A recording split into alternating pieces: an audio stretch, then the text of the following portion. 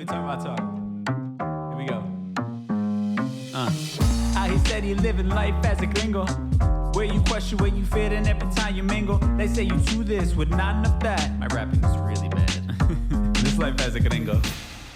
Yes, hello and welcome to another episode of Life as a Gringo. I am Dramos, of course, and it's Thursday, so it means time for our Thursday Trends episode.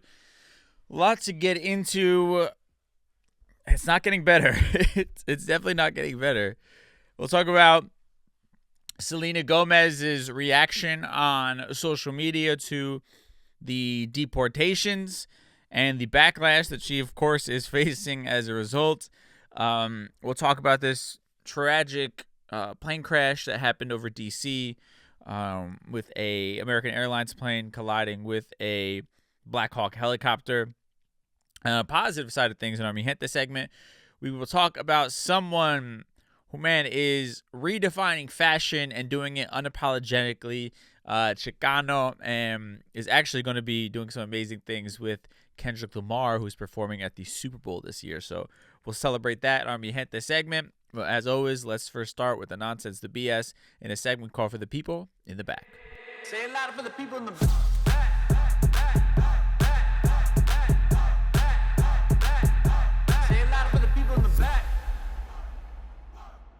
All right, let's start with Selena Gomez first. She had posted a video on her Instagram. It was her crying. It was her saying, "I don't know what to do. I'll try everything, I promise," end quote. Her reacting very vulnerably and what seemed like, raw emotion she was having at the time while watching what all of us have been watching. Seeing people dragged out of their homes, out of their places of work, herded like cattle, I should say, onto a plane and just ripped away from their families. And she was having a very real, very human reaction to that. I've seen plenty of other people also feeling similar. I've felt terrible watching the footage that I've seen on the news or online of people's families being ripped apart and their worlds just being upended in the most inhumane way possible, and being villainized. And it's a real showcase of the world that we live in today, that Selena Gomez was attacked on social media to the point that she took the post down for posting her empathy for human beings who, regardless of where you fall on the left or the right, regardless of your political stance, unfortunately, we all can't seem to agree to this, but we should be able to logically say, these are human beings. This is nothing to celebrate, to gloat about, to find okay. These are people, regardless of your view on immigration and your view on the need for immigration reform, these are still human beings. And there's nothing, to laugh or clap about when seeing these people have everything that they've worked for get ripped out unexpectedly. I would hope as human beings, we could all agree that there has to be a better way for this system of ours to work. And that, again, regardless of where you stand politically, the visuals of somebody's father, somebody's mother being ripped away should break your heart. And unfortunately, we live in a world where that is not the case. We live in a world where immigrants, specifically brown immigrants, have been villainized to the point that they are lesser than, that they are no longer viewed as human, as human as their white counterparts. Where we can compartmentalize empathy for those who look differently than us. And I'm speaking, as a general, American consensus that we can not view these people. And again, and then there's the argument, like, there's so much to unpack here. But not all of these people were criminals. And in fact, majority of people who come here into this country undocumented or documented are not criminals. They're hardworking people just trying to make a better life for themselves. The same way that Italian immigrants came over here, the same way that Irish immigrants came over here, the same way that everybody's family came over here looking for a better opportunity. That's all these people are doing. They just happen to be brown. And that seems to be where the problem lies. And it's almost a disgusting showcase of the lack of empathy and the dehumanization of Latinos. You had a politician who actually went as far as to say that she should be deported for her thoughts.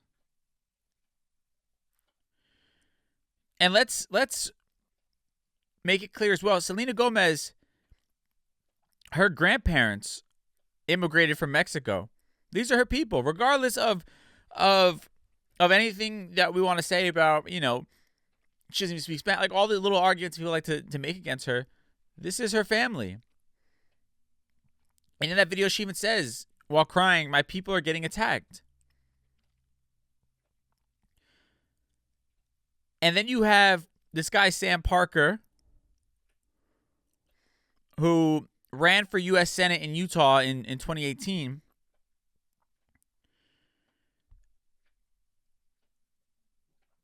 Saying, quote, "She has an entitlement attitude towards America, like her illegal grandparents. Maybe Selena should be deported too? Question mark. He later quoted his own post and then said, quote, "Deport Selena Gomez." That's the world that we live in. You're showing basic human compassion, and somebody who ran for office is saying you should be deported because you care for human beings, essentially. If you don't agree with us in everything that we do, if you are not an ultra loyalist to our extreme agenda, then you're un-American and you shouldn't be here. You have an opinion that differs from ours, you shouldn't be here. That's the crazy fucking world that we're heading to. This crazy sort of just disgusting abuse of power where you have this man in office who is aligning himself and only empowering people who agree with everything he says and does. And then has the nerve and the disgusting ideology of, if you don't agree with me, you're un-American and you shouldn't be here. You're a traitor. It's scary. It's scary and it's disgusting, honestly. And we're only in, week 1? Or 2 weeks at this point. This is his first full week.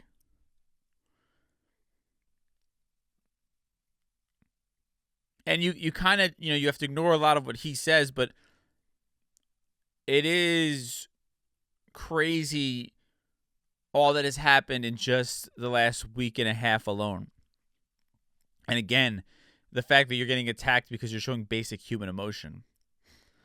And one thing I did want to touch on here, because the last episode I talked about his executive order to end birthright citizenship, meaning kids born here in the States are automatically citizens. At the time of recording, the information as far as what that actually meant was still kind of coming out. A lot of people were speculating, is this retroactive? Does this mean that people are getting deported, whose parents weren't born here? Who does this apply to? And that was sort of the angle that I was looking at it and speaking at it from. Now, since then, there have been, more deeper dives into what all of this means. So I want to make sure I kind of correct what I was talking about. His executive order to end birthright citizenship would not be retroactive. So those of us who were born here, maybe your parents weren't, you would still be a citizen. It would be pertaining to people born after that date that it is signed and put into effect. Either way, still breaks with generational tradition and law of this country that has been the norm for generations. But yeah, just to answer that question, for anybody who is a bit confused like myself as far as what this really, really means, it would not be retroactive. But a lot to unpack. And there, even with the federal, like there was him putting a hold on like federal benefits and things like that. And then what does that mean for certain programs? And he even had to pull back that executive order because there was confusion about how it would really affect people or who's getting affected by it. Just chaos.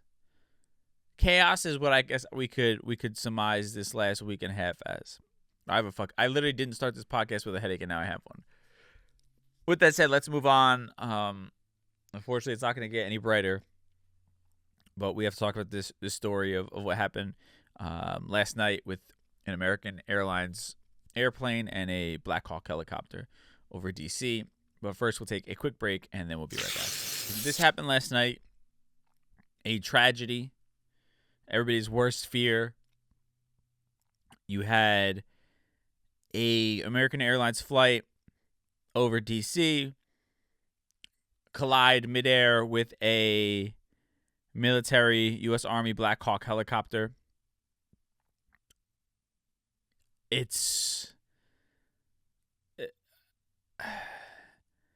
What makes it even worse, let me just give you the quick facts here and we'll talk about it. Unfortunately, the general consensus now, as of today, is that there are no survivors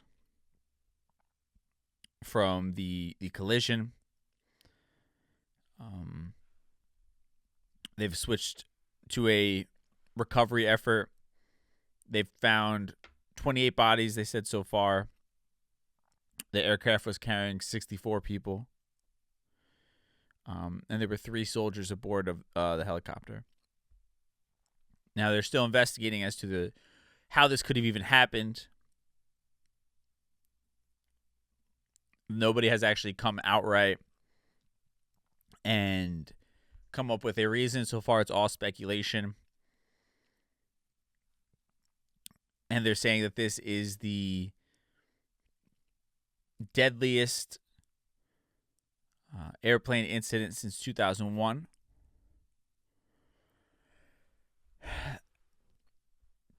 And it's just horrible, obviously.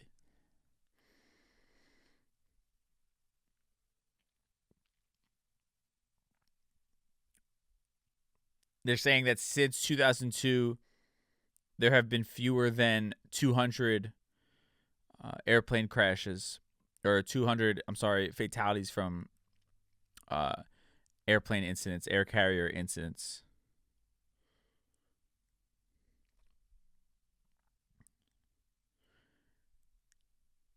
And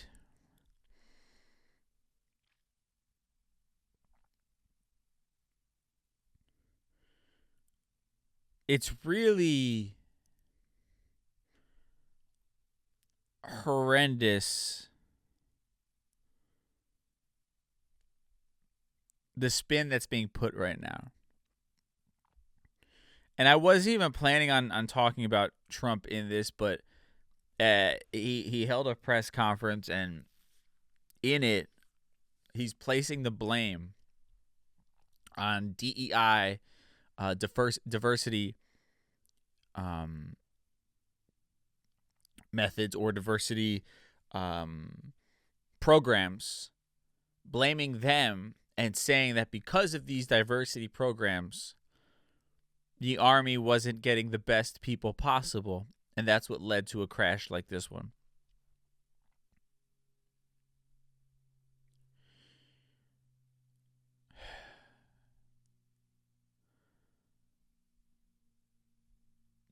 that is so disgusting. Because what's really happening here, folks? This man is leveraging a tragedy for his own agenda. The reality is that's what's happening here. Because he's already stripping away DEI initiatives and giving free rein or a pathway to corporations to get rid of their DEI practices. And he's using this horrible tragedy as a means to build his case and to rally people behind this racist agenda of his. Because anybody with half a brain, and unfortunately nobody likes to dig any deeper, would understand that DEI practices do not tell you to hire less qualified people. They encourage you to find qualified people of color. That's what the DEI practice is. They encourage you to not just interview and hire from your shallow white brotherhood, the shallow pond of white people that you have in your connected circle. The practices are put in place so that you have to interview other qualified candidates that are outside of your norm, essentially. And they incentivize you to hire those qualified candidates from outside of your circle as a goal of diversifying the workplace and making it far more accessible for qualified candidates of all backgrounds. Because what happened historically is white executives kept hiring and promoting and kept their inner circle with their own little boys club of connected through fraternities or family friends. Meaning they were actually hiring and promoting underqualified people because they had some sort of connection. And as a result, qualified people of color were being kept out from positions they were qualified for because these executives who were white had no motivation to open themselves up to people, again, outside of their immediate white person, billionaire boys club type of situation. That's what DEI has been put in place to end. But now, this man wants to dismantle that and make it go back to rich white people running everything and only hiring their buddies, essentially, who, again, are probably less qualified than these DEI quote-unquote hires. And this man is using this tragedy as a vehicle to drive that agenda. And it's absolutely fucking disgusting. Meanwhile,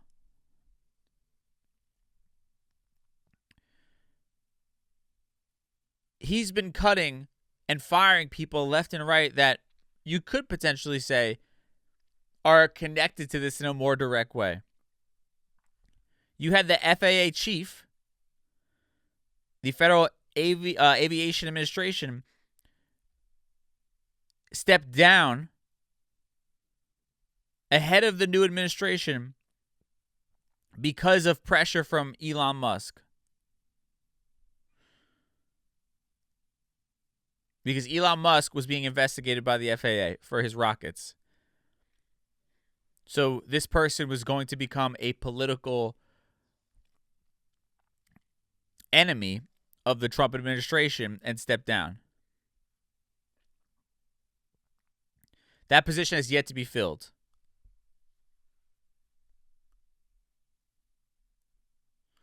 And I didn't want to get into the blaming game. I don't think now is the time. But just to sort of, talk about other options here of who might be at fault or what happens when you begin to strip systems and make them operate at a bare bones capacity, things fall between the cracks. But either way, just my heart obviously goes out to these families.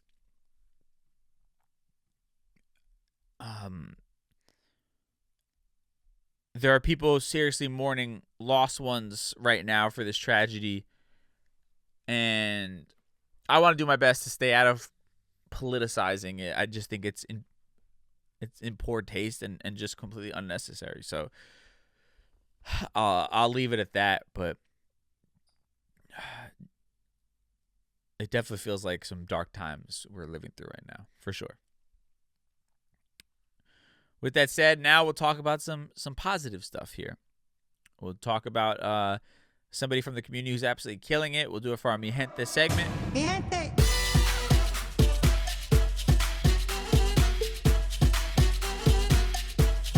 All right, so I've talked about this guy before.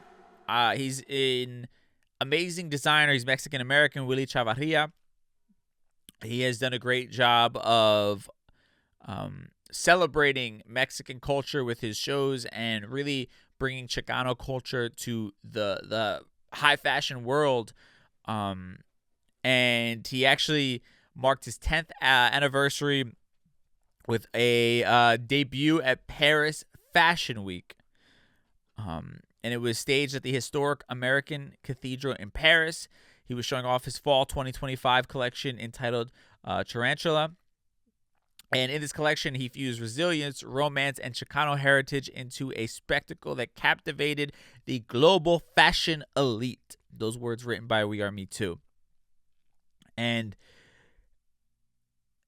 they're talking about, I've seen this guy now popping up on all the fashion pages, and it's amazing because it's Chicano culture, right? It's flannels, it's oversized chinos, workwear jackets, right? I've talked about how he celebrated on one of his lines the working class, like from LA, specifically the Mexican working class, and it's just beautiful to see Latino culture being represented on these these high fashion stages, these places that we are not supposed to be, quote unquote, right? Paris Fashion Week is supposed to be for the Louis Vuittons of the world, all these high-end designers. And here you have this Mexican-American kid from the, Los Angeles area of California showing off his art, but doing so as a representative of his culture and bringing it to the highest stage possible. And it's absolutely beautiful. And then, of course, you had the models walking the runway, which included people like J Balvin, Tokisha, Ozuna, and Becky G, who I just absolutely love. I have such a crush on Becky G. Anyway, that's not why you're here. Also, an inclusive lineup of models, including Paloma El Cesar and India Moore. And just, again, beautiful, beautiful representation in general. I think as a Latino, even though I'm not Mexican, but as a Latino, I'm proud and inspired to see, my primos, if you will, out there representing on such a large scale. To me, it means that anything that we want in this world is absolutely possible. And that's such a beautiful fucking thing. I love it. I'm proud of that. And again, I'm inspired by it. I see it and I'm like, man, I could do something big like that, right? That's the effect that you want to have on it. And then again, on terms of big things, you have Kendrick Lamar, who's going to be playing at the big game, doing the halftime show at the big game next week. I'm saying the big game for legal reasons. I don't know if it applies to podcasts, but I'd rather not even get into it. But Kendrick Lamar is going to be headlining the halftime show. And he actually teamed up with Willy Chavarria for a limited edition fashion collaboration in collaboration with the NFL as well. So it's Kendrick Lamar, Willy Chavarria, and the NFL collaborating on this line. Like, it's huge. And they say, like, this isn't just merch. This is a statement. The collection, produced in partnership with Lamar's PG Lana Creative Agency and the NFL, is a celebration of Black and brown empowerment. According to Chavarria, the project is deeply personal. Quote, Kendrick performing is so monumental given his voice on the empowerment of brown and Black people. I love his pure LA heart, Chavarria said. We both have an unwavering voice when it comes to our people. And in the collection, they draw from California's cultural roots. The pieces blend streetwear aesthetics with high fashion craftsmanship. Think satin bombers, graphic heavy hoodies, and cropped mesh jerseys, all meticulously designed to honor heritage and resilience. And I look at this stuff, man, and I talk about this all the time. It's like, bro, it's another example of somebody winning at a high level while staying true to themselves, while representing their culture, right?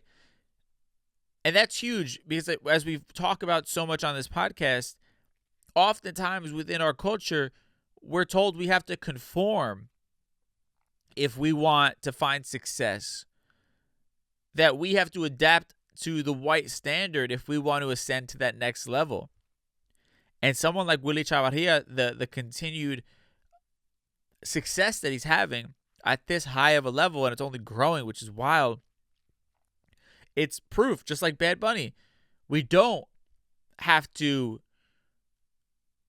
change who we are, where we're from, or the people we want to represent, or we don't have to choose between success and putting on for our community. We could do both.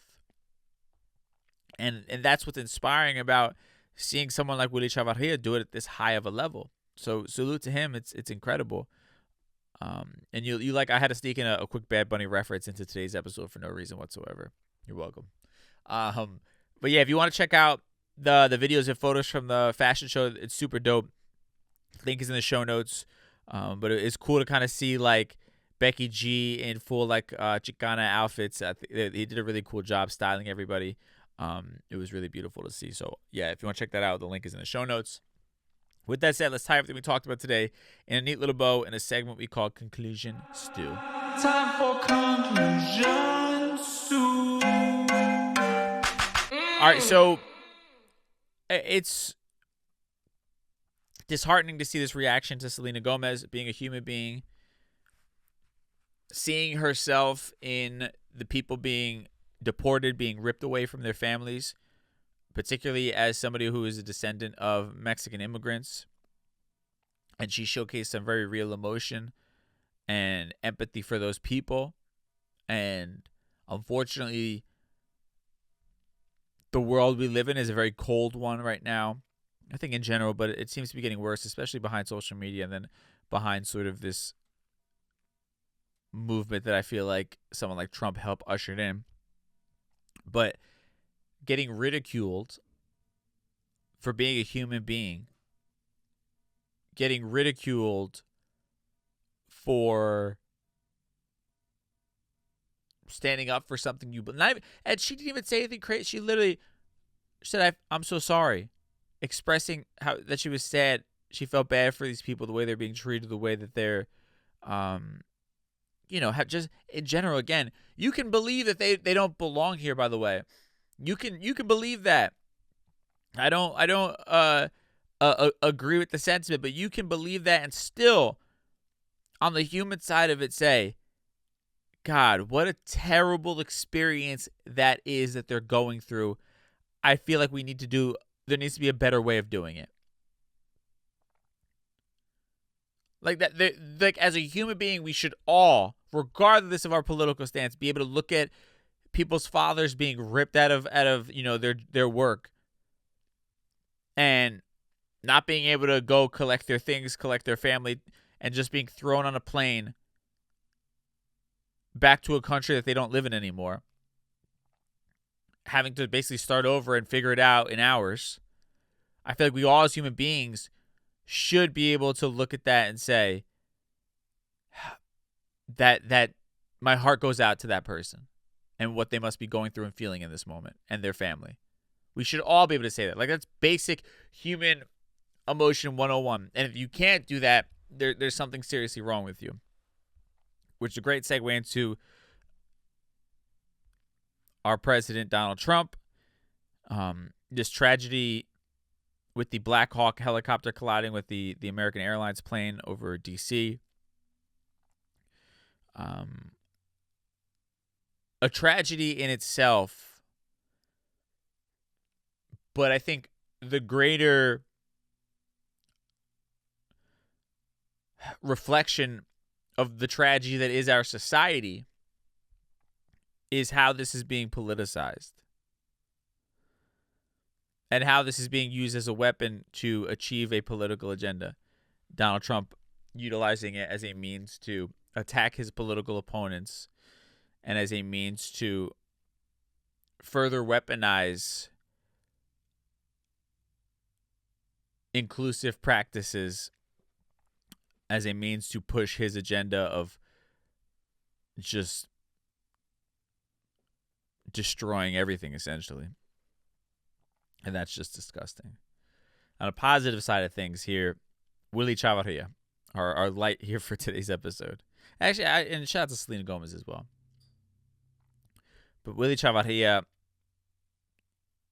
putting on for a community that right now is under attack, and one that is not often celebrated but often looked down upon in this country, unfortunately, to see somebody championing their culture, their community in that way, and doing it at a high level in spaces that they're not, quote unquote, supposed to even be in, is something to celebrate, and it's incredibly inspiring. So salute to him and all the work that he's been doing in the world of fashion and culture. I can only imagine the effect that it's going to have positively on a lot of people as far as inspiring them to do great things and to celebrate themselves and live far more authentically. And that's why it matters, and that's why it's so important. Now, with that said, we got to decompress here a little bit. Jeez, man. It is rough right now. And my greatest fear is that we eventually just become numb to all the craziness and we don't even second guess it anymore. I don't know what the balance is to be found within that, but here we are. With that said, I hope have an amazing weekend. Try to do something fun. Spend some time with the ones you love. Disconnect, unplug. We all need it. And I'll catch y'all on Tuesday with a brand new episode. Till then, stay safe and we'll talk soon. Peace.